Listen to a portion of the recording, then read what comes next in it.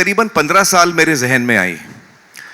और जब ये बात मेरे जहन में आई तो मेरा एक सवाल था अपने आप को कि एज अ फिल्म इंडस्ट्री जब हम सिर्फ 2.5-3% आबादी को पहुंच पाते हैं हमारे थिएटरों के ज़रिए, तो एज एन इंडस्ट्री हम बाकी 98-97% को हम कैसे पहुंच रहे हैं उसके बारे में हमने सोचा है। हम उसको कैसे ये जो बहुत बड़ी पॉपुलेशन है हमारे देश की, भारत की, उसको हम कैसे पहुंच पाएंगे, सिनेमा हर आदमी तक कैसे पहुंच पाएगा। तो उस वक्त फिल्में थिएटर में लगती थी, फिर वीडियो आया, फिर वीसीडी आया, फिर डीवीडी आया, फिर केबल आया, बहुत सारे माध्यम आए रिलीज करने के लिए। लेकिन मैं उस सोच में था कि हम किस तरह इसका एक तोड़ निकाल पाएं कि हम हर जगह पहुंच पाएं। और मैंने कई कोशिशें भी की, कोई ठोस कोशिश नहीं की, बात मेरे जहन में ही थी। मैं सोच रहा था, मुझे एक आइडिया आया, मुझे वो ठीक नहीं लगा, दूसरा आइडिया आया, वो ठीक नहीं लगा, और किसी ना किसी वजह से जो चैलेंज से मैं जूझ रहा था उसका मैं हल नहीं निकाल पा रहा था। और फिर मुझे रियलाइज हुआ कि वो हल निकलने के लिए कुछ चीज़ें होना ज़रूरी हैं। और फिर हमारी सरकार ने यूपीआई लाया, और जब यूपीआई आया हिंदुस्तान में तो इलेक्ट्रॉनिक पेमेंट्स, जो हम डिजिटल पेमेंट्स जिसको हम कहते हैं, वो बहुत आसान हो गया। आज हिंदुस्तान पूरे वर्ल्ड में नंबर 1 कंट्री है इलेक्ट्रॉनिक पेमेंट्स के लिए। तो ये एक बहुत बड़ा चेंज आया। दूसरा जो चेंज आया वो ये कि इंटरनेट पेनिट्रेशन बढ़ते गया। आज हमारा इंटरनेट पेनिट्रेशन बहुत ज़्यादा है और हर रोज़ बढ़ रहा है। तो ये जब ये दो चीज़ें हुई कि इंटरनेट पेनिट्रेशन हर जगह पहुंच गया और यूपीआई आ गया, इलेक्ट्रॉनिक पेमेंट्स हर आदमी कर रहा है आज की तारीख में, तब मुझे एहसास हुआ कि अब ये वक्त सही है। जो हम अंग्रेजी में बोलते हैं, the time is right for a perfect storm. तो मुझे लगा कि ये वो समय है जब हम, जो मैं सोच रहा था उसका अब मुझे एक उत्तर मिला। और वो उत्तर ये था कि आज हम किसी भी अगर डिजिटल प्लेटफॉर्म पे आए जिसकी पहुंच बहुत ज़्यादा है, ताकि हम हर आदमी तक पहुंच सकते हैं इंटरनेट के ज़रिए, तो आज हर हिंदुस्तानी या ज़्यादातर हिंदुस्तानी के पास वो एबिलिटी है इलेक्ट्रॉनिक पेमेंट करने की। और तब मैंने सोचा कि यूट्यूब वो प्लेटफॉर्म है जो ऑलमोस्ट हर आदमी यूज़ करता है। हर डिवाइस पे आपको वो मिलेगा, स्मार्टफोन्स पे मिलेगा, आपको स्मार्ट टीवी पे मिलेगा, स्मार्ट जो टैबलेट्स हैं उस पे मिलेगा। तो यूट्यूब बहुत सारे डिवाइसेस पे प्री लोडेड आता है। और यूट्यूब का जो पेनिट्रेशन है हिंदुस्तान में, दुनिया भर में बल्कि, वो बहुत बड़ा है। करीबन 55 करोड़ हिंदुस्तानी एक दिन में यूट्यूब में विजिट करते हैं। करीबन 55 करोड़, हर महीने में नहीं, हर दिन में। तो तब मुझे एहसास हुआ कि ये जो मैं सोच रहा था उसका मुझे फाइनली आंसर मिला है कि अगर मैं यूट्यूब पे आऊँ, इंटरनेट के ज़रिए मैं हर जगह पहुँच सकता हूँ, और यूपीआई आने के बाद इलेक्ट्रॉनिक पेमेंट्स हर हिंदुस्तानी कर सकता है। तो फाइनली मुझे उसका जवाब मिला। और उसका मैं मॉडल सोच रहा था कि वो मॉडल क्या होना चाहिए। देखिए, डिजिटल तो काफ़ी टाइम से आ गया है, और डिजिटल पे काफ़ी एंटरटेनमेंट भी हम देखते हैं। अलग अलग उसके मॉडल्स हैं, सब्सक्रिप्शन मॉडल है, और भी मॉडल्स हैं, फ्री मॉडल भी है, बहुत सारे मॉडल्स हैं। और मुझे ये एहसास हुआ कि जो हम बचपन से मैं जो फिल्में देखते आ रहा हूँ, या 100 साल से जो हिंदुस्तान में सिनेमा चल रहा है, उसका एक ही मॉडल रहा है हमेशा से, और वो है मॉडल पे पर व्यू। हम एक दफ़ा जाते हैं थिएटर, हम एक दफ़ा पैसा देते हैं, और हम एक दफ़ा फिल्म देखते हैं। तो अंग्रेज़ी में उसको कहते हैं पे पर व्यू। आप एक दफ़ा टिकट खरीदते हैं, आप एक दफ़ा फिल्म देखते हैं। इसको कहते हैं पे पर व्यू मॉडल या ऑन डिमांड। तो मुझे लगा कि जिस तरीके से हम आमतौर पे फिल्म देखते आ रहे हैं, वही मॉडल को मैं अपनी ऑडियंस तक ले जाना चाहता हूं। पहले वो थिएटर में जाके पेपर व्यू करते थे, एक दफ़ा पैसा दे के एक दफ़ा थिएटर देखते थे, फिल्म देखते थे, अपनी पसंद की फिल्म देखते थे। और वही सुविधा, वही फैसिलिटी मैं हर एक हिंदुस्तानी तक पहुंचाना चाहता हूं। और मुझे समझ में आया कि ये मॉडल पेपर व्यू का जो आज तक चला आ रहा है, एक क्रिएटिव इंसान होने के नाते मेरा ये सपना हमेशा से रहा है कि मैं हर हिंदुस्तानी तक पहुंच सकूं, और हर हिंदुस्तानी तक पहुंच सकूं एक किफ़ायती दाम में, ताकि वो अफोर्ड कर सके। उसकी चॉइस है कि वो कौन सी फिल्म देखना चाहता है, लेकिन कम से कम as cinema makers, as film makers, हम कम से कम अपनी ऑडियंस तक पहुंचने की कोशिश तो करें।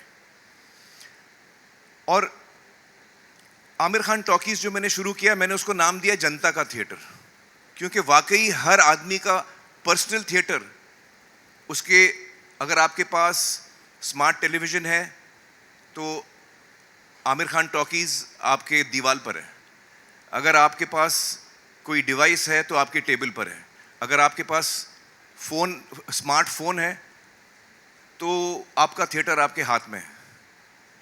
तो इसकी रीच बहुत बड़ी है, और इस सोच को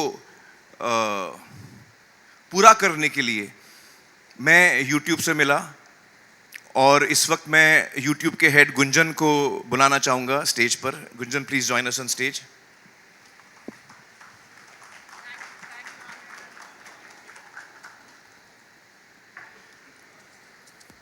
हैव अ सीट।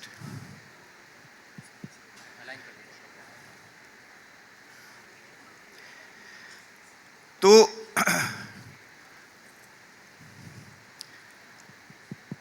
हम लोग, दो तीन वजह हैं कि हमारा जो बिजनेस, जो थिएट्रिकल सिनेमा का जो बिजनेस है, जो थिएटरों में होता है, वो 2% 3% क्यों है, ये भी समझने की ज़रूरत है। देखिए, अमेरिका जो है उसकी आबादी कुछ हमसे 1/3 होगी, 1/3 ऑफ अस रफली, लेकिन उनके पास 35,000 स्क्रीन्स हैं। चाइना के पास 90,000 स्क्रीन है। हमारे पास स्क्रीन बहुत कम है, हमारे पास करीबन 8 से 9,000 स्क्रीन्स हैं। कोमल, एम आई राइट, रफली देर? तो ये जो एक डिसएडवांटेज है, जो ज्योग्राफिकल डिसएडवांटेज, अगर मुझे फिल्म देखनी है, मैंने सुना है फिल्म अच्छी है, लेकिन मेरे इलाके में दूर दूर तक कोई थिएटर नहीं है, तो मैं कैसे जाके देखूंगा? क्या मैं करूं कि मैं वो फिल्म देख सकूं जिसकी मैंने इतनी तारीफ सुनी है? मैं देख ही नहीं पाता हूं। और भी वजह है जिसकी वजह से लोग फिल्म नहीं देख पाते थिएटर में। कुछ लोग उस वक्त जब थिएटर में चल रही है फिल्म या रिलीज़ होती है, तो कुछ लोगों की तबीयत ठीक नहीं होती, कुछ लोग एल्डरली होते हैं, अलग अलग वजह से कुछ लोग थिएटर नहीं जा पाते। सबसे बड़ी वजह मुझे लगता है कि जो डेंसिटी ऑफ थिएटर्स हैं, वो शायद सबसे बड़ी वजह है। और ये एक जो कोशिश है मेरी, वो ये है कि मैं सिनेमा को घर घर में ले जाऊं, मैं सिनेमा को हिंदुस्तान के गांव गांव में ले जाऊं, और हर ऑडियंस तक हम पहुंच पाए। और ये डेमोक्रेसी है ऑडियंस के लिए कि वो कौन सी फिल्म कब देखना चाहे। जब आप डिजिटल पे हैं, यूट्यूब पे हैं, वीडियो ऑन डिमांड या पेपर व्यू पे हैं, तो आप अपना समय तय कर सकते हैं आपको कब देखना है, आप अपनी जगह तय कर सकते हैं आपको कब देखना है, किसके साथ देखना है। ये सारा फ्रीडम आपको मिलता है। तो ये सारी वजह थी जिसकी वजह से मुझे लगा कि ये एक आइडिया है जिसका वक्त आ गया है। हम लोग पिछले सालों में, जब से कोविड आया है, हम सुन रहे हैं कि थिएटर के फुटफॉल्स कम हुए हैं, लोगों की आदतें बदल चुकी हैं। और ये सिर्फ हिंदुस्तान में नहीं है, ये दुनिया भर में हम ये ट्रेंड देख रहे हैं कि फुटफॉल्स थिएटरों में कम होते जा रहे हैं। आई सपोज कि इंटरनेट, डिजिटल, सेल फोन आने के बाद, स्मार्टफोन आने के बाद हमारी ज़िंदगियां बदल चुकी हैं, हम एज ह्यूमन बींग्स बदल चुके हैं। आज मुझे जो ज़रूरत होती है, मैं फ़ोन पे उसको ऑर्डर करता हूँ। अगर मुझे कुछ खाना ख़रीदना है तो मैं फ़ोन पे ऑर्डर कर सकता हूँ, कपड़े ख़रीदने हैं, जूते ख़रीदने हैं, दवाइयाँ ख़रीदनी हैं, ब्लड टेस्ट कराना है, आपको फ़्लाइट लेनी है, आपको होटल बुक करा, जो चीज़ आप करना चाहें आज, आप सेल फोन पे करते हैं। तो आज के ज़माने में अगर आप डिजिटल प्लेटफॉर्म पे नहीं हैं तो आप बहुत सारे लोगों के लिए इररिलेवेंट हो जाते हैं, वो आप तक पहुंच ही नहीं पाते। और हर इंडस्ट्री ने इसको अपनाया है।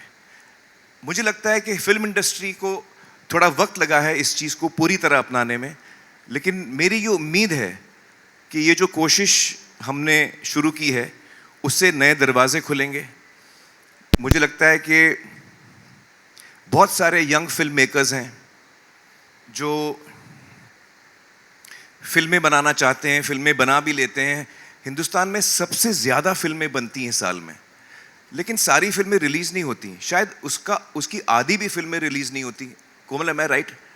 आधी से कम फिल्में एक्चुअली थिएटर में उनको जगह मिलती है, क्योंकि वो इतने थिएटर्स भी नहीं हैं। बहुत सारे वजह हैं उसके लिए। तो यंग टैलेंट जो है वो ब्रेक थ्रू कैसे करेगा? थिएटर में मुझे जगह मिलती नहीं और कोई प्लेटफॉर्म, मुझे कोई पैसे देने वाला नहीं है मेरा कंटेंट खरीदने के लिए, तो मैं जाऊं तो कहां जाऊं? न्यू टैलेंट कैसे ब्रेक थ्रू करेगा? ये एक मौका मिलता है न्यू टैलेंट का कि जब आपने अच्छा कंटेंट बनाया और वो लोगों को पसंद आया तो वो दौड़ेगा, वो एक से दूसरा आदमी बात करेगा, जिसको हम वर्ड ऑफ माउथ बोलते हैं।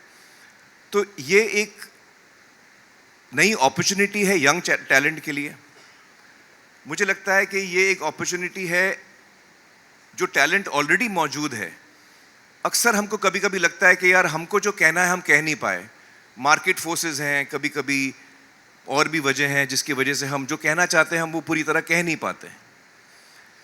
हमको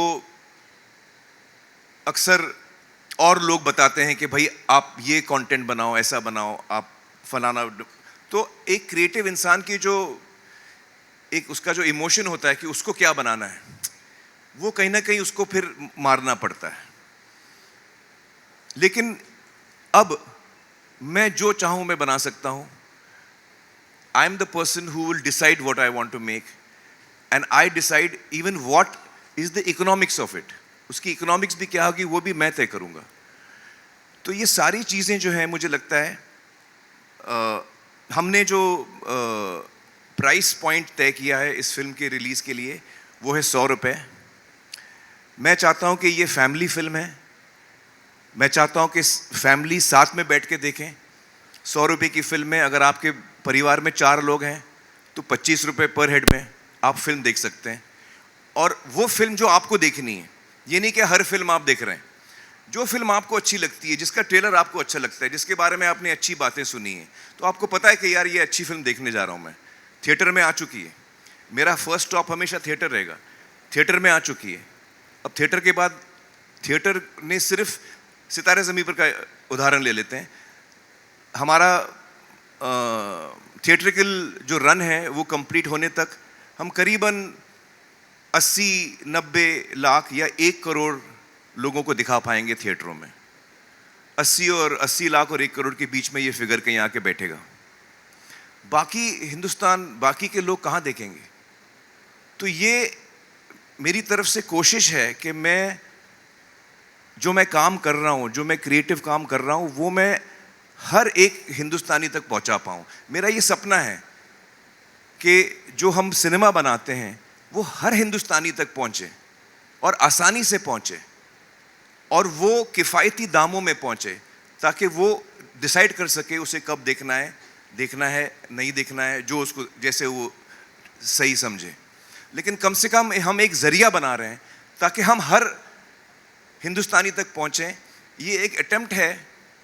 सिनेमा जो कोविड के बाद नीचे जा रहा था, मुझे लगता है कि ये एक विन विन फॉर ऑल हो सकता है। ये फिल्म मेकर्स के लिए एक विन हो सकता है।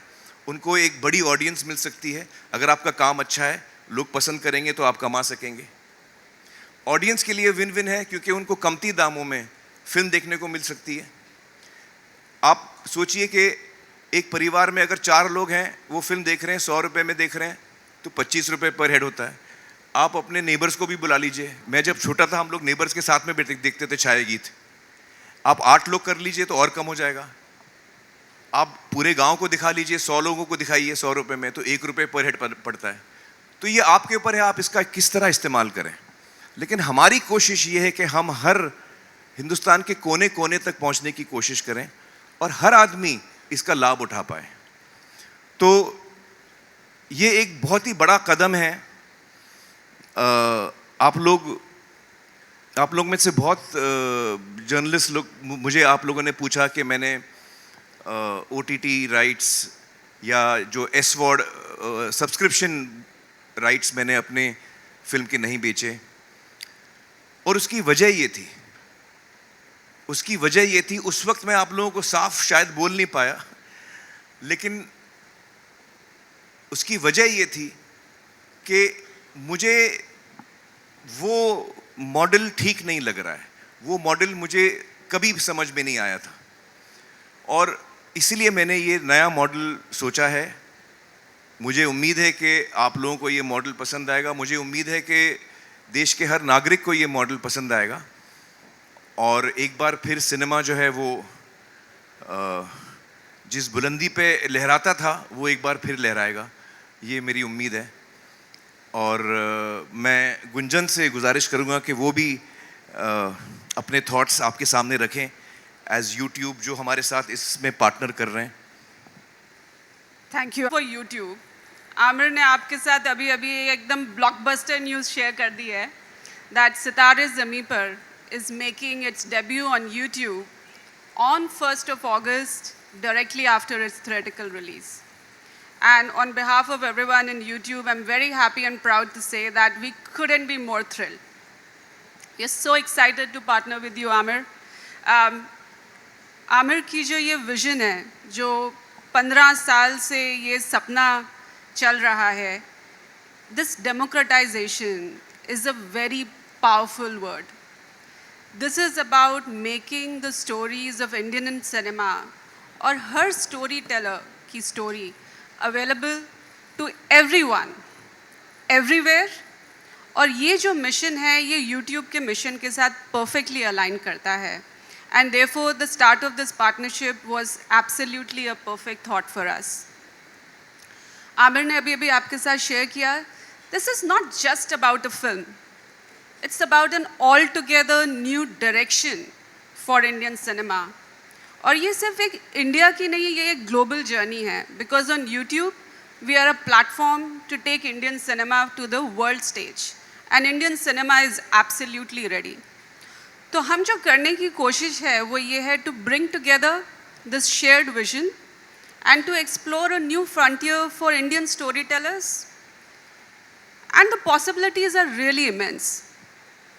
पर इससे पहले कि मैं उन पॉसिबिलिटीज़ की बात करूं, I want to share with you कि जो यूट्यूब और इंडियन सिनेमा का रिश्ता है ये कोई नया नहीं है, ये बहुत पुराना है। For years YouTube has been the ultimate launch pad for our favourite films, चाहे बड़ी हों या छोटी हों। It powers the promotion and discovery. ज़रा सोचिए, वो टीजर्स, वो म्यूज़िक वीडियोज़, वो सॉन्ग्स, वो trailers, behind the scenes magic, और अब तो वो और सब और भी एम्पलीफाई हो रहा है। This is where the excitement begins, the time when the audience falls in love, चाहे वो स्टोरी हो, वो स्टार पावर हो या वो सॉन्ग हो। So taking the example of सितारे ज़मीं पर एंड टॉकिंग सम नंबर्स, जब से आमिर ने ये चैनल लॉन्च किया है अपना अप्रैल of this year, from that time to now, already the videos associated with just Sitare Zameen Par and not any of the other content on this channel has already received 350 million plus views. Now that's a dramatic reach that this platform is already bringing to Sitare. Beyond promotions, YouTube एक ऐसा platform है जहाँ पे audiences एक vast library of, as we call it, films on demand या movies on demand enjoy कर सकते हैं। सो नाउ विद सितारे, आई थिंक जो आमिर की विजन है which is very ground breaking, because we are moving to it right after the theatrical window, and therefore it establishes, we believe also, YouTube as a premier destination for post theatrical film and media content.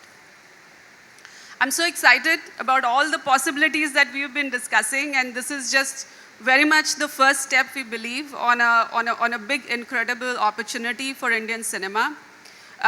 कुछ points मैं आपके साथ share करना चाहती हूँ on what is this true democratization about.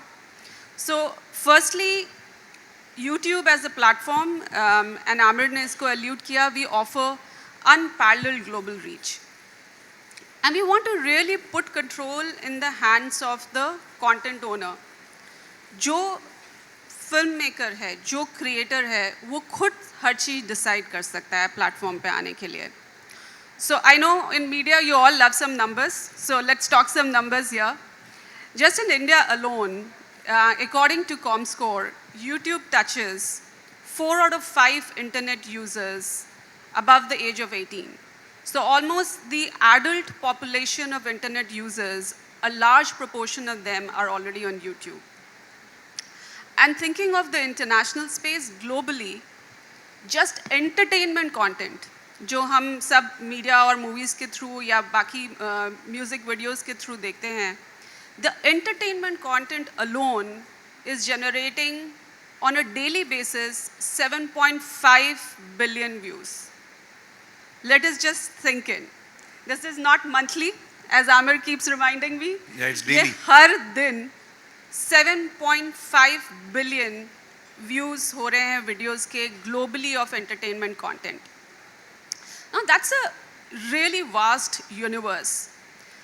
From a village in Assam like Majoli to the bustling streets of Mumbai, a city that we all love, and from Bengaluru to Boston to Bali, the whole world is at the doorstep when it comes to Indian cinema now, with the power of digital, and at least as YouTube as a platform, we are very happy and excited to partner with Amir and to partner with the Indian cinema industry on this journey together.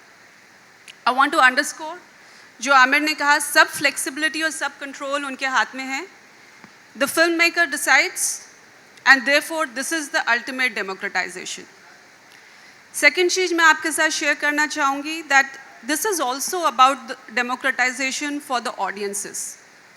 We want to meet the audiences on every screen, in every home, whether it's the mobile phone in your hand or the smart TV in your living room. Aamir ने share किया कि this movie का जो concept है, ये एक family film का concept है, and therefore he would love for more and more people to view it like a family. And I'm very pleased to share with you that if we look at the recent data, and if we just look at the EY report, nearly 50 million households are already equipped with what we call connected TVs. Now that's a very large number already, and therefore जो cinema का magic है वो बड़े theatre से home theatre पे अब उनके साथ आ सकता है. You can view it as a family, but at the same time the theater is also in your pocket now, and anywhere, everywhere, on demand is the vision and the future that we want to embrace jointly with you. Last but not the least, I want to say that ये जो journey है ये सिर्फ movie consume करके finish नहीं हो जाती. YouTube is a place where fandoms get created. And that is where the role of Amir Khan Talkies comes in. So this is not about अगर एक movie place करनी है. This is where people are engaging with the content, and we are really hoping it allows filmmakers like Amir to really build a long-lasting legacy. So in short, this is really about, as YouTube, we want to roll out the red carpet and help Indian cinema and Indian storytellers get onto the global stage, be digital, embraces like the industry, like he said, with confidence, full control, and full flexibility. Thank you. Thank you, Gunjan. दंगल है, तारे ज़मीं पर है, जितनी फिल्में हमने Aamir Khan productions में बनाई हैं, वो 1 अगस्त को आपको सितारे ज़मीं पर, सिर्फ सितारे ज़मीं पर मिलेगी. और एक हफ्ते के बाद हम और फिल्म्स ऐड करेंगे, दूसरे हफ्ते के बाद हम और फिल्म ऐड करेंगे. तो लिहाजा जो मेरी पूरी लाइब्रेरी है आमिर खान प्रोडक्शंस की, वो आपको आमिर खान टॉकीज़ पे देखने को मिलेगी. इसके अलावा मेरे फादर ताहिर हुसैन साहब अब्बाजान ने कई फिल्में बनाई थी, कारवां, अनामिका जैसी फिल्में, तो वो फिल्में भी आप आमिर खान टॉकीज़ पर देख पाएंगे। आमिर खान टॉकीज़ पे फ्री कंटेंट भी होगा, आमिर खान टॉकीज़ पे वीडियो ऑन डिमांड या पेपर व्यू कंटेंट भी होगा। जैसे कि मैंने एक शो बनाया था सत्यमेव जयते, हम चाहेंगे कि वो शो भी हम आमिर खान टॉकीज़ पे डालें। वो फ्री कंटेंट होगा, मैं उसके लिए चार्ज नहीं करना चाहूँगा, तो वो हर आदमी फ्री देख सकता है। तो हमारे चैनल पे फ्री कंटेंट भी होगा और वीडियो ऑन डिमांड भी होगा, पेपर व्यू जिसे कहते हैं। इसके अलावा मैं चाहूँगा कि आमिर खान प्रोडक्शंस एक प्लेटफॉर्म बन सके नए टैलेंट के लिए। तो अगर कोई यंग फिल्म मेकर है जिसने फिल्म बनाई है और वो हम तक पहुंचता है और हम उसकी फिल्म देख के हमको पसंद आती है और हमको लगता है कि हाँ ये फिल्म, हम इस फिल्म को भी आमिर खान टॉकीज पे डाल सकते हैं। यंग फिल्म मेकर्स को रिलीज़ नहीं मिलती, उनको थिएटर नहीं मिलते, उनको कोई ख़रीदता नहीं उनकी फिल्म अगर हमको अच्छी लगी तो हम उसको क्यूरेट करके, हम उसको सेलेक्ट करके हम अपने चैनल पे डाल सकते हैं, आमिर खान टॉकीज़ चैनल पे, ताकि वो लोगों तक पहुंच सके, ताकि वो यंग टैलेंट को एक मौका मिले, एक प्लेटफॉर्म मिले अपना काम दिखाने का, जिसमें कि हम एक नॉमिनल जो पेपर व्यू पे आपको एडवांस में तो कुछ पैसे मिलते नहीं, जब लोग देखते हैं आपको कमाई होती है। ये सबसे पुराना तरीका है परफॉर्मिंग आर्टिस्ट लोग कमाने का, कि आप परफॉर्म करें, आपका काम अच्छा है तो आप कमाते हैं, आपका काम अच्छा नहीं है तो आप कम कमाते हैं या नहीं कमाते हैं। तो जो भी वो फिल्म कमाएगी, जो यंगस्टर की फिल्म है, young director, young producers, young actors की फिल्म है, हम चाहेंगे कि ज़्यादा से ज़्यादा प्रॉफिट उसको जाए और मिनिमम प्रॉफिट AKP रखे एज अ फ़ी, ताकि यंग फिल्म मेकर्स को कमाने का मौका मिले, वो अच्छा काम करें, वो भी कमाएं। तो हम एक प्लेटफॉर्म भी बनना चाहेंगे नए कंटेंट के लिए।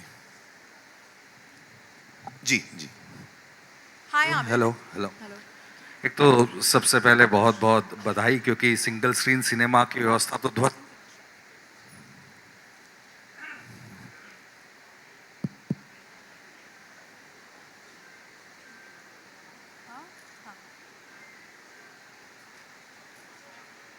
Should I continue?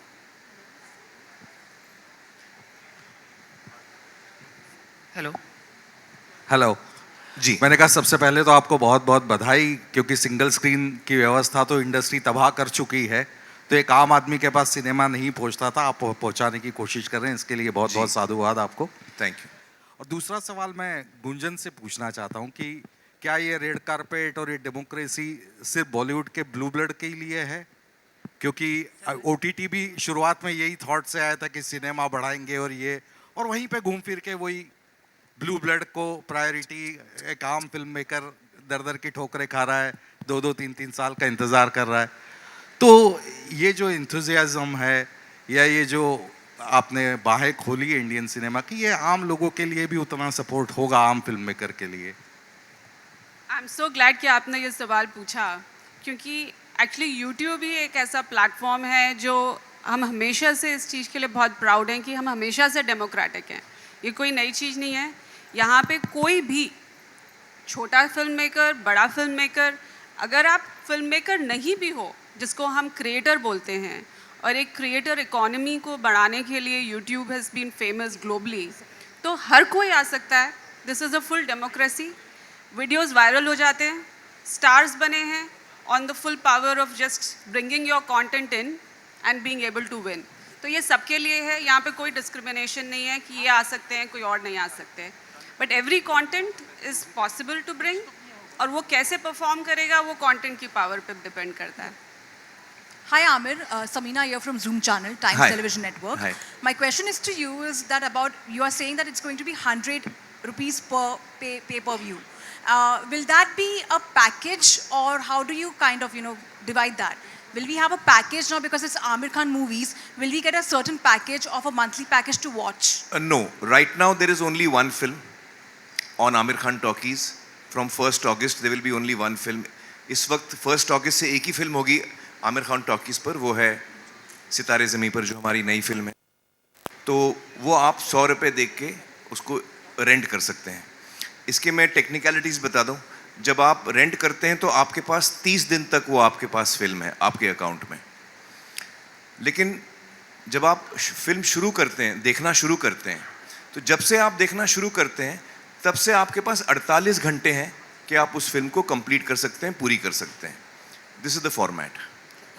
The second question Yes, is about- to you, Gunjan ma'am. The question to you is that now how do you control the copyright infringement? Because many a times films which are on a pay-per-view are already uploaded by fans, fan clubs like that, and we get to see in a good quality as well. How do you control that? So we actually take a lot of effort to ensure that the rights of the content owners are very well protected. There are primarily two ways in that happens. One is that the content owner is equipped with tools to actually be able to detect and mark. At the same time, our algorithms detect any content which does not originate from the copyright owner, and they're explicitly taken down. So this is a constant journey for all copyright content, not just for the film industry, but more broadly. My question is for actually मुझे लगता है कि जब हम ये कोशिश कर रहे हैं और हम एक किफ़ायती दाम में लोगों को फिल्म दे रहे हैं, तो इसका सबसे बड़ा असर होगा पायरेसी पर. देखिए बहुत सारे लोग जो है ना वो पायरेसी इसलिए करता है, किसी आदमी को चोरी नहीं करनी है. हर आदमी चाहता है कि मैं अच्छा इंसान हूँ, किसी को चोरी नहीं करनी. लेकिन होता क्या है कि बहुत वक्त से हमारी फिल्में पहुँच नहीं पा रही थी. हम किस तरह पहुँचे लोगों तक, इतने बड़ा देश है ये. तो सैटेलाइट पे जब फिल्म आती है 1 साल के बाद, तब एक्चुअली बल्क ऑफ इंडिया मेरे हिसाब से तब देखता है. लेकिन उसमें आप एड्स देखते हैं साथ में, तो एक जो क्लीन एक्सपीरियंस होता है फिल्म देखने का, कि आपने फिल्म शुरू की और आखिर तक आप विदाउट डिस्टर्बेंस देख पाते हैं, तो वो एक on demand pay per view model में मुमकिन है. जी. मेरा सवाल दोनों से है. Gunjan ji, I am sorry, I don't think YouTube is doing enough. It is not doing anything actually. मेरे अंकल की फिल्म है the biggest blockbuster of Rajasthani cinema, भाई 40 आसर, ये वो 50 लोगों ने डाल दी है यूट्यूब पर. यूट्यूब पर लेटर्स लिख लिख के पागल हो गए हैं, लेकिन nothing is done. I get calls, I have written articles about producers who have written to YouTube, and YouTube is supporting the pirate. So I don't think YouTube is doing much. You all need to do 1,000 times more, not just more, 1,000 times more. That is besides the point. My question is to both of you. But let her answer that. Yeah, I was. We'll take your next question after We that. will Just give was you a chance to do. we'll आपने give इतना you बड़ा ample, allegation लगाया है. we'll give जवाब you- का मौका तो दो यार. We'll give you ample questions. No, first of all, thank you for highlighting it, because look, we take our responsibility very seriously. We are also dealing with volumes of content, so I think the more these things become known, the more they can be addressed. From a policy perspective, it is absolutely very clear that we protect copyright rights. Now, I don't know the details of your specific case, but some of my team is right here, so at least we can make sure that we understand it better and take it forward. Thank you. Now the question. Aamir and Gunjan जी, आप दोनों के लिए, आमिर 100 रुपए की price कैसे तय की, the economics behind it, and Gunjan जी आप अगर हमको ये समझा सके, हर इंसान जब, ये तो एक नया चैनल है, it's a breakthrough, path breaking channel, तो some projections about how much this film can get from YouTube. Some projection. I don't mean to say you commit to us, but क्या project किया है आप लोगों ने? Actually कोमल, ये बोलना बहुत मुश्किल है, क्योंकि हम लोग एक नए सफ़र पे निकले. इट्स लाइक हम लोग एक्सप्लोरर्स की तरह निकले. जब क्रिस्टोफर कोलंबस निकला था शिप में, तो वो इंडिया आने के लिए निकला था, वो पहुंच गया अमेरिका. तो हम लोग एज एक्सप्लोरर्स निकले, हमको नहीं पता ये रास्ता कहाँ हमको ले जाएगा. तो जब ये 1 अगस्त को लॉन्च होगी, तो कितने लोग देखेंगे, कितने लोग इसका इस्तेमाल करेंगे, वो नंबर जो आप पूछ रहे हैं, वो 5 लोग देखेंगे, 50 लोग देखेंगे, 500 लोग देखेंगे, 5,000 देखेंगे, 50,000 देखेंगे, 5 लाख देखेंगे, या 5 करोड़ देखेंगे, हमको बिल्कुल आइडिया नहीं है. हम लोग बिल्कुल आइडिया नहीं है, क्योंकि हम लोग ये पहली दफ़ा कर रहे हैं और ये हमारी कोशिश है. और अगर ये कामयाब होती है, तो फिर ये मेरे हिसाब से न सिर्फ हिंदुस्तानी सिनेमा के लिए, लेकिन वर्ल्ड सिनेमा के लिए ये एक मॉडल बन जाता है कि लोग थिएटर में आ सकते हैं, फिर वो पेपर व्यू मॉडल यूट्यूब पे आ सकते हैं, जिसकी रीच बहुत बड़ी है. तो इस नंबर का मैं कोई जवाब नहीं दे पाऊंगा. मैं इतना ही कहूँगा कि मैं तो चाहता हूँ कि 140 करोड़ हिंदुस्तानियों में से हर एक हिंदुस्तानी मेरी फिल्म देखे. मेरी चाहत तो वो है. मैं चाहता हूँ एज ए क्रिएटिव पर्सन मेरी फिल्म हर हिंदुस्तानी तक पहुँचे. Hi. Amir, 100 रुपीस का फिगर हम कैसे आए? तो it is a factor of the cost of the film also and what we feel might be affordable for an audience. तो हम लोग ने एक बैलेंस रखने की कोशिश की है. आज अगर आप पेपर व्यू का मॉडल देखते हैं, वीडियो ऑन डिमांड का मॉडल जो देखते हैं, अभी भी है एक छोटे पैमाने पे, अलग अलग प्लेटफॉर्म्स पे है. और अगर मैं गलत नहीं कह रहा हूँ तो उसमें कहीं पे 250 है फॉर रेंटिंग, कहीं पे 230 है, कहीं पे 180 है, कहीं पे 170 है. तो हम लोग ने सबका मिनिमम पकड़ा है, हमने 100 रुपये रखा है.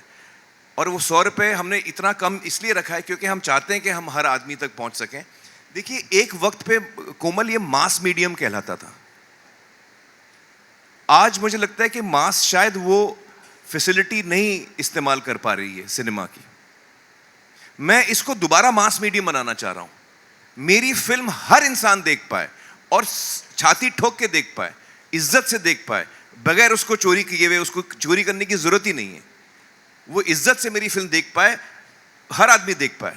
तो इसलिए हमने ये प्राइस रखी है, जो ये सब मद्देनजर रखते हुए. Amir, hi. Hi, Amir. Hi, Amir. Amir. Hi, Over Amir here here, on your here, left. here. This is Sohail Towards from your Instant left. Bollywood. I'll just take her, then I'll Yeah. come to you.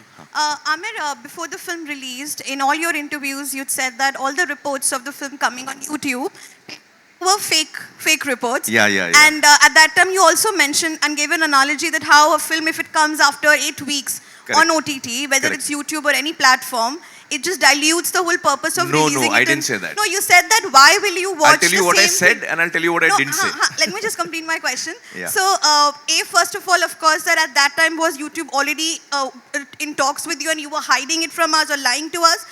Secondly, that when the film which released in June, if now it's coming in August on YouTube, does the film not get affected when its theatrical run is already going on? Something which you had mentioned then in the interview. Sure, absolutely right.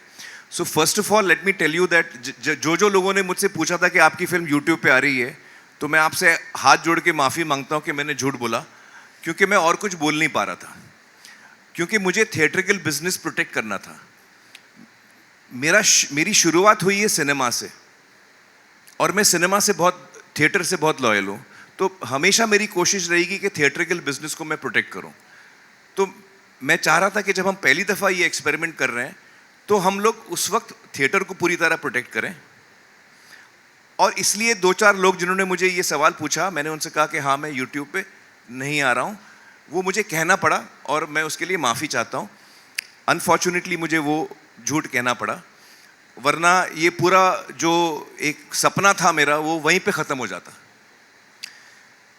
दूसरी चीज़, paper view model और subscription model में ज़मीन आसमान का फ़र्क है. जब मैं 8 हफ्ते बाद सब्सक्रिप्शन मॉडल पे आता हूं, तो जिसने सब्सक्रिप्शन लिया हुआ है जिस भी OTT का, वो मेरी फिल्म खरीद नहीं रहा है. वो उस सब्सक्रिप्शन मॉडल में जो फिल्में आ रही हैं वो खरीद रहा है. फिर 2-4-6 महीने बाद मेरी फिल्म आ जाती है, तो मेरी फिल्म उसको आ गई गलती से, उसको मन है देखने का, नहीं है देखने का, उससे कोई फर्क नहीं पड़ता. एक क्रिएटिव इंसान होने के नाते मैं 1000 कदम लूंगा अपनी ऑडियंस की तरफ, लेकिन मैं चाहता हूं कि मेरी ऑडियंस 1 कदम ले मेरी तरफ. तो जब हम सब्सक्रिप्शन मॉडल पे जाते हैं, तो हम आप मोरलेस फ्री दे रहे हो ऑडियंस को. ये वही मॉडल है जो थिएटर का मॉडल है. पेपर व्यू मॉडल थिएटर में भी वही चलता है और आगे से YouTube पे वही चलेगा. मैं चाहता हूं कि थिएटर का जो एक्सपीरियंस है वो बिल्कुल अलग एक्सपीरियंस है. आप 300, 400, 500 लोग साथ में बैठ के फिल्म देखते हैं, आप साथ में हंसते हैं, आप साथ में एंजॉय करते हैं, आप साथ में ताली मारते हैं, वहाँ पे एटमॉस साउंड होता है. वो एक पूरा अलग ही एक्सपीरियंस होता है, और ये एक अलग एक्सपीरियंस है. उस एक्सपीरियंस में एज एन ऑडियंस मुझे ज़्यादा अमेजमेंट हो सकती है. इस मॉडल में जो YouTube का मॉडल है, उसमें कन्वीनियंस ज़्यादा है. अगर मेरी तबीयत ठीक नहीं है, मेरे पैर फ्रैक्चर है, मैं 2 महीना घर से निकल नहीं पा रहा हूँ, मुझे कोई और तकलीफ है, तो मेरी फिल्म मिस हो जाती है. फिर मैं कैसे देखूँ? So this is to cover up that. तो मेरी फिल्म जैसे आपको पता है OTT चैनल्स पे या सब्सक्रिप्शन मॉडल पे नहीं आई है, और उसकी वजह ही ये थी कि मैंने ये प्लान किया था कि जब हम थिएटर से हमारा बिजनेस ख़त्म होगा तब हम पेपर व्यू मॉडल पे आएंगे और यूट्यूब पे आएंगे। ये मेरी पहले से प्लानिंग थी। हाय, इसको लेकर। दिस सोहेल जी, जी, जी। बॉलीवुड। Yeah. आपको और गुंजन को बहुत बहुत बधाई। मुझे जानना था, ये आमिर खान टॉकीज जनता का थिएटर, ये है आमिर खान बिजनेस पर्सन के दिमाग से आया है या फिर योर लव टुवर्ड्स सिनेमा, ये क्वेश्चन है। और द सेकंड दोनों दोनों। मैं एक क्रिएटिव इंसान भी हूँ, और चूंकि मैं एक प्रोडक्शन हाउस संभालता हूँ, मुझे बिजनेस भी संभालना पड़ता है। तो अगर जो हम फिल्में बना रहे हैं, एक तो क्या है कि जब मैं सितारे ज़मी पर भी कर रहा था तो लोग मुझसे कह रहे थे कि आप सितारे ज़मी पर क्यों कर रहे हैं, आप कोई एक्शन फिल्म करिए। अब क्या मैं हर फिल्म, हर एक्टर और हर डायरेक्टर सिर्फ एक्शन बनाए, क्योंकि थिएटरों में सिर्फ लोगों को एक्शन फिल्में देखनी है या बड़ी स्केल की फिल्म देखनी है, बस हम अभी वही फिल्में देखेंगे। तो एज अ क्रिएटिव पर्सन मुझे अलग अलग फिल्में बनानी है, मुझे पीपली लाइफ भी बनानी है, मुझे धोबी घाट भी बनानी है, मुझे डेली बेली भी बनानी है, मुझे दंगल भी बनानी है, हर किस्म की फिल्में बनाना चाहता हूँ। तो इस तरह मुझे फ्रीडम मिलता है कि मैं जो चाहूँ मैं बना सकता हूँ। I am not held back by anything. तो ये क्रिएटिव वजह से भी मैं कर रहा हूँ और बिजनेस वजह से भी मैं कर रहा हूँ। बिजनेस वजह से मैं इसलिए कर रहा हूँ ताकि मैं चाहता हूँ कि सिनेमा जो है, जो आज के डेट में हम सब जब हम अलग से बैठते हैं तो हम बात करते हैं कि किस तरह हमारा बिजनेस इफेक्ट हो रहा है, किस तरह हमारा बिजनेस इफेक्ट हो चुका है।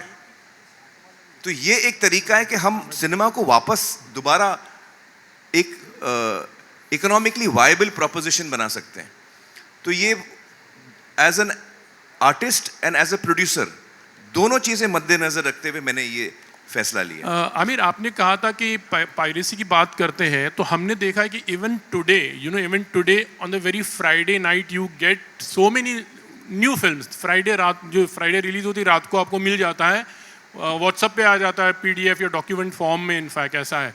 तो वहाँ पर आप किस तरह से कब करें? क्योंकि एक वक्त था जहाँ पर इंडस्ट्री पायरेसी के लिए जुलूसें निकालते थे, मतलब वी हैव लाइक इतना बड़ा जुलूस निकलता था जहाँ पर हम स्टॉप पायरेसी करके करते थे। लेकिन आज इन दिनों ज़्यादा लोग बात नहीं करते पायरेसी को लेकर, और it is affecting a lot.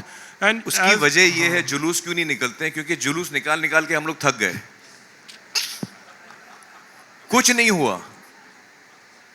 जब वीडियो आया पहली दफा तो हमको लगा इंडस्ट्री खत्म हो गई, वीडियो जो है इंडस्ट्री को मार देगा।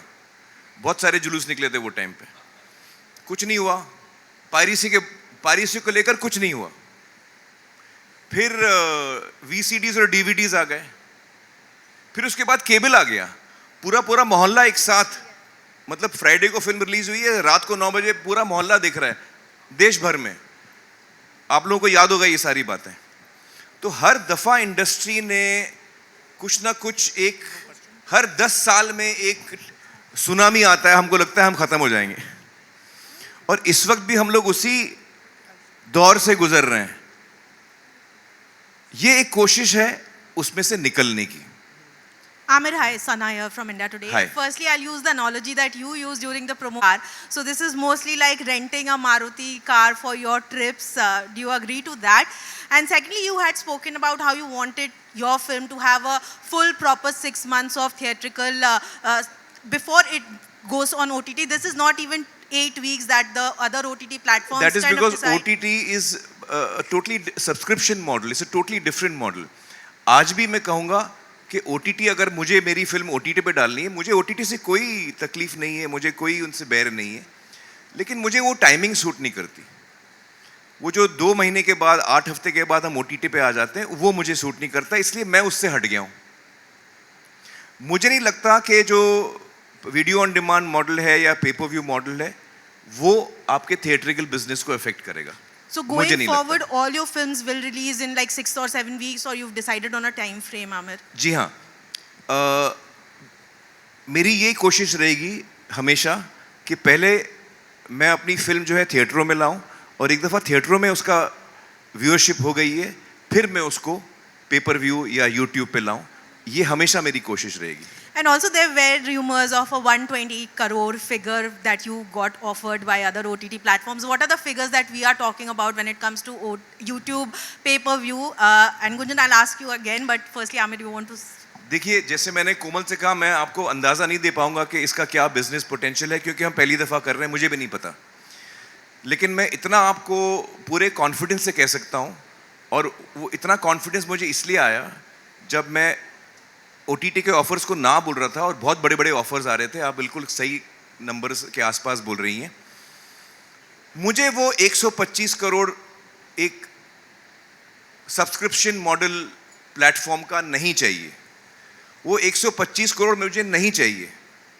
मुझे 100 रुपए मेरी ऑडियंस का चाहिए. जो हिंदुस्तान का हर बंदा है, मुझे उसके 100 रुपए चाहिए. मेरे को 125 करोड़ वो बड़ी कंपनी की नहीं चाहिए. मेरी ऑडियंस है, मुझे मेरी ऑडियंस पे भरोसा है, मुझे अपने काम पे भरोसा है. मेरा काम अच्छा होगा तो ऑडियंस मेरी फिल्में देखेगी, थिएटर में देखेगी पहले, और फिर जब पेपर व्यू यूट्यूब पे आएगी तब देखेगी. So I am interested in the 100 rupees of my audience, not the 125 crore of some platform, जो जिससे मुझे लगता है कि ये सिनेमा को नुकसान हो रहा है. मैंने वेव्स में भी ये बात खुलासा किया था इस बात का कि मुझे लगता है इससे हमको नुकसान हो रहा है. तो जिस चीज़ से इंडस्ट्री को नुकसान हो रहा है, अगर मेरे अकेले का फायदा हो रहा है इस डील में, वो डील में मुझे नहीं आता कैसे करूं मैं, क्योंकि लॉन्ग रन में ये इंडस्ट्री इफेक्ट होने वाली है. इसलिए मैंने उसको ना बोला. आज हम लोग इस मॉडल में कितना कमाएंगे मुझे नहीं पता, बिल्कुल नहीं पता मुझे. But Gunjan, is YouTube paying to acquire these movies, firstly? Secondly, are you also working with other production houses to get their films on OTT, on YouTube? And thirdly, will this pay-per-view will be award or basis? Will there be ads also included? And what's the business like for YouTube planned? I'll try and take all your three questions one by one. So I think first and foremost, YouTube's model is a very transparent model. It's a revenue share model. Whether you are a creator, whether you are a small movie producer, or you are a superstar, it's a revenue share model on which we operate. So I think that's consistent. On your second one, and I also wanted to actually go back to जो कोमल ने question पूछा था, because घूम फिर के I'm sure a lot of you are thinking कि what is success for this? And जैसे आमिर ने कहा, while we are not setting a target for ourselves, I think one definition of success is this true democratization itself. And I think as a platform, the role we play is in supporting Amir in actually jointly promoting and making sure that as many audiences that we believe will relate to this content are made aware कि अब सितारे ज़मीं पर YouTube पे available है 1st of August से in a very simple purchase.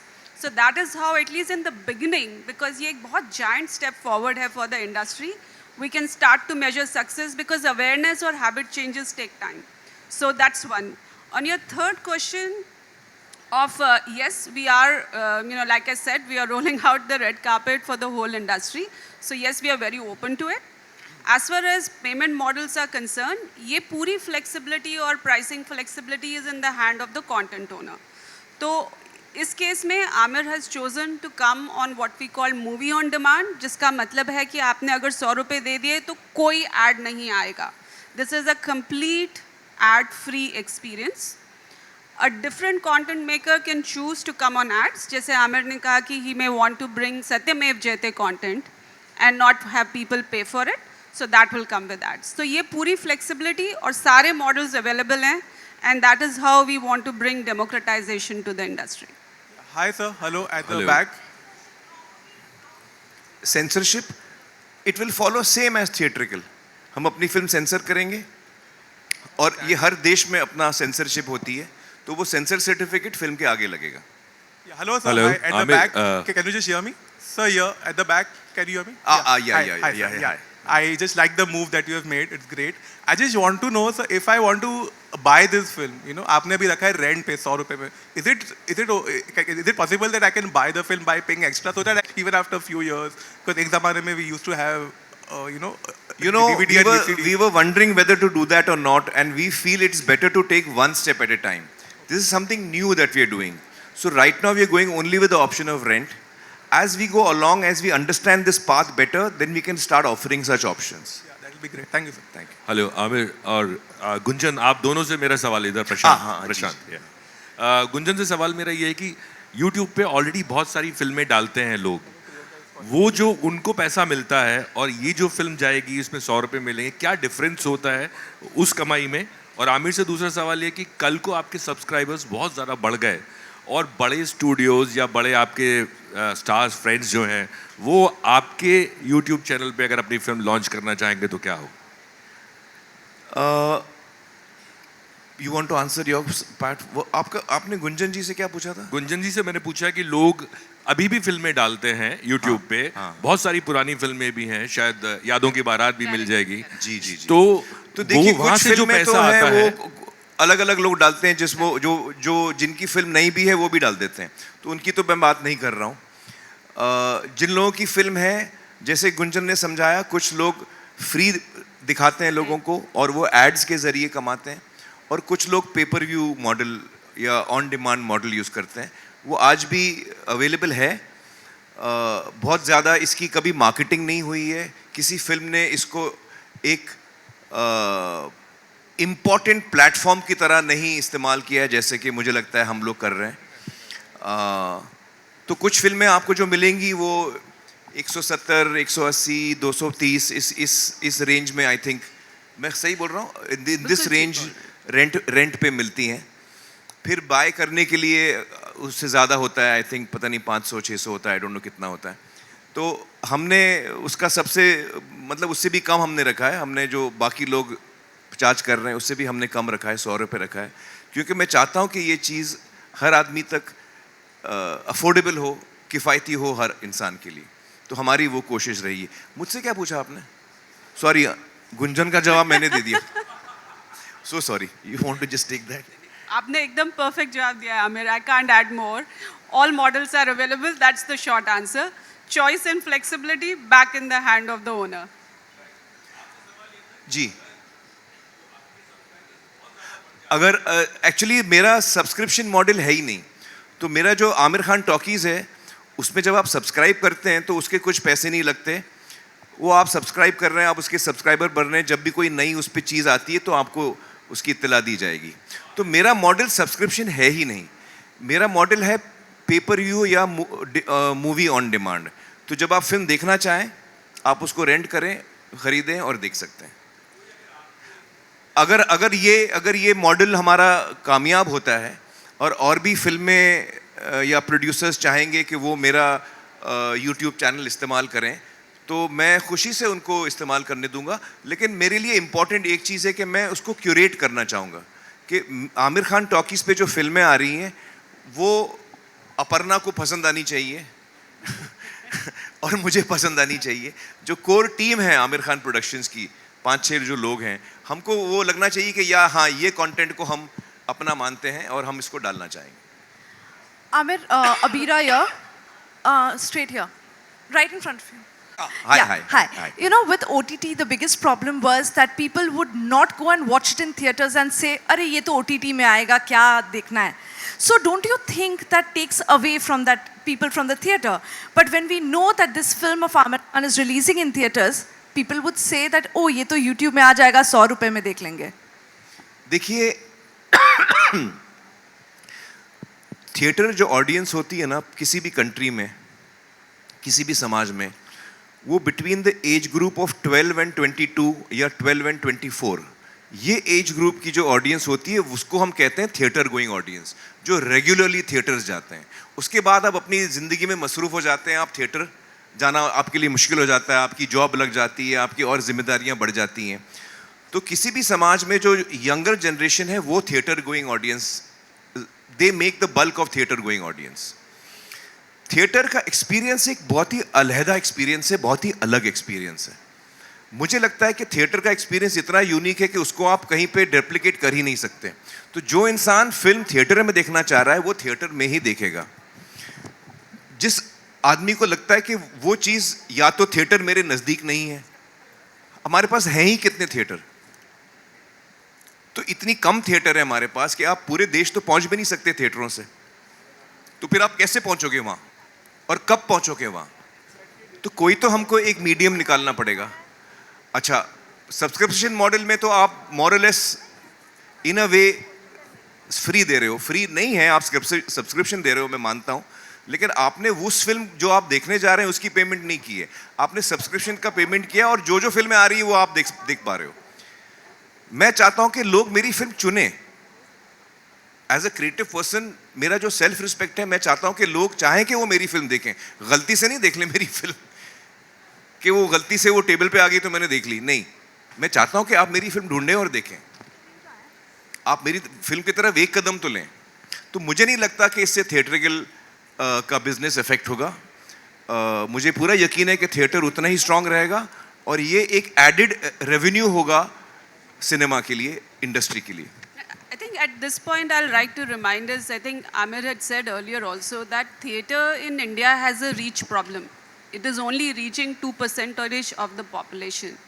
तो I think ये जानना भी बहुत ज़रूरी है कि ये जो attempt है, this is not slicing or dicing, पर ये it's an expansion of the overall pie. और जो सिनेमा की रीच है उसको एक्सपैंड करने का ये अटेम्प्ट है, and giving both power in the hand of audience to choose to purchase and view the movie in the screen of their choice, and also back to the content maker who should be the ultimate decision maker. Hi Amir. Hi. Siddharth here. Hi. तो सवाल, but ये बताओ YouTube Analytics app download कर लिया क्या? क्योंकि sorry, YouTube Analytics app, हम लोग YouTube Analytics ऐप को रखते हैं अपने पास. Gunjan's laughing because she knows what I'm talking about. You'll need to download it very soon because I would like to know कि benchmark रखा है क्या आप लोगों ने as a team कि कितना रेवेन्यू करना चाहोगे या कितना रीच पाना चाहोगे, कितने व्यूज पाना चाहोगे? वही तो हमने थोड़ी देर पहले जवाब दिया कि हमको पता नहीं। ये हम we are chartering new territories, we don't know what the result will be, we don't know what to expect also, to be quite honest. It could be anything. And is this your part to Gen Z relevance? Sorry, just repeat that. Is this your part 2?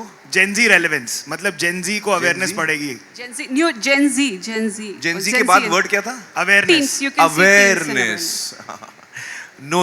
This is awareness for every Indian, irrespective of your age.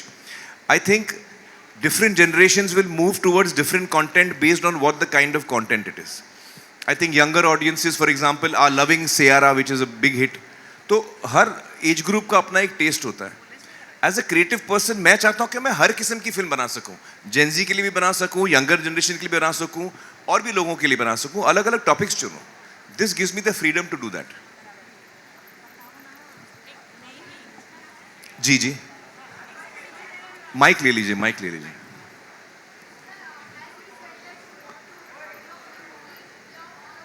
All over the world ये YouTube जो है, I think हम लोग start कर रहे हैं 38 countries में हम लोग पहले शुरू कर रहे हैं और फिर धीरे धीरे इसको बढ़ाएंगे। इसमें आपको एक और मैं एडवांटेज बताता हूँ, चूँकि आप इसमें डबिंग कर सकते हैं, सबटाइटलिंग कर सकते हैं, तो आपकी फिल्म और भाषाओं के लोग भी देख सकते हैं। पूरे वर्ल्ड में अगर आपने अलग अलग लैंग्वेजेस में आपने डब किया या सबटाइटल किया तो आपकी ऑडियंस और बढ़ जाती है।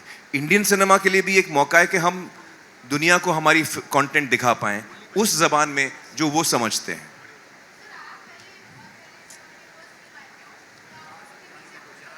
हाँ, जब मेरी पहली फिल्म आई थी तो मैं ऑटो के पीछे पोस्टर लगा रहा था। आज भी मैं वही काम कर रहा हूं।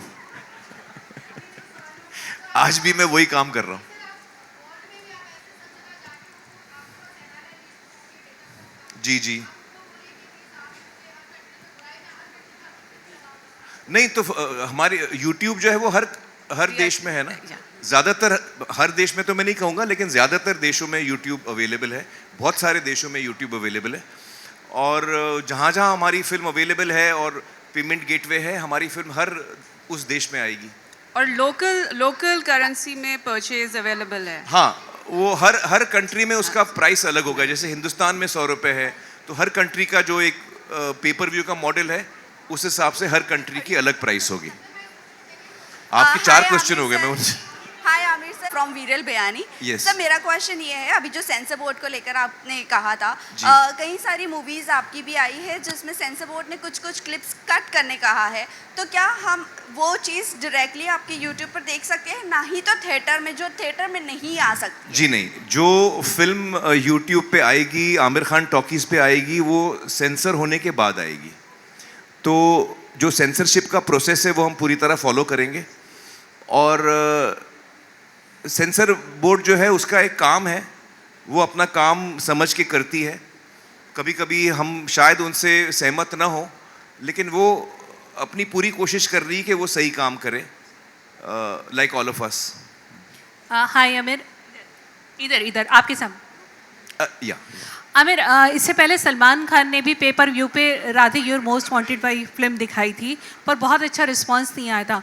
तो आपका कुछ सलमान से भी डिस्कशन हुआ था इस बारे में? जी नहीं, मेरा सलमान से नहीं हुआ इसके बारे में डिस्कशन। वो यूट्यूब पे आए थे? हाँ, यूट्यूब पे नहीं आए थे ना वो। हाँ, वो एक बहुत अहम फ़र्क है मुझे लगता है। यूट्यूब का जो रीच है वो बहुत ज़्यादा है। जी जी, मुझे सुनाई नहीं दे रहा। Hi, can you hear me? Yeah, now I can hear. Hi, this is Harshada Vedpathak here from Screen ग्राफिया।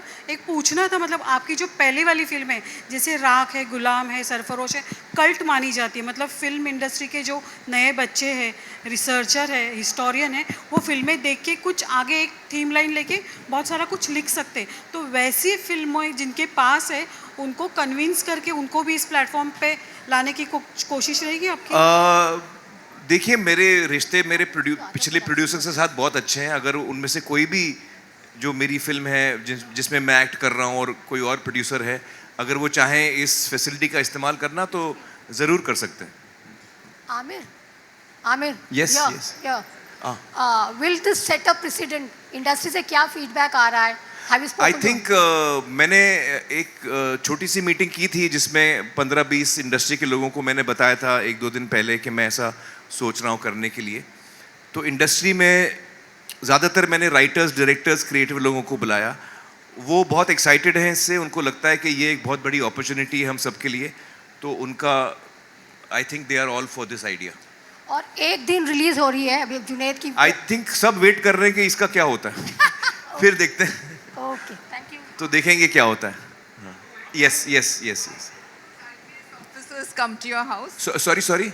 Why did those IPS officers come to your IPS house? officers, yeah. So they were the trainees of the current batch, IPS trainees. So they were visiting Bombay and I got a request from Mumbai police that they wanted to spend an hour with me. So I had hosted them at my house.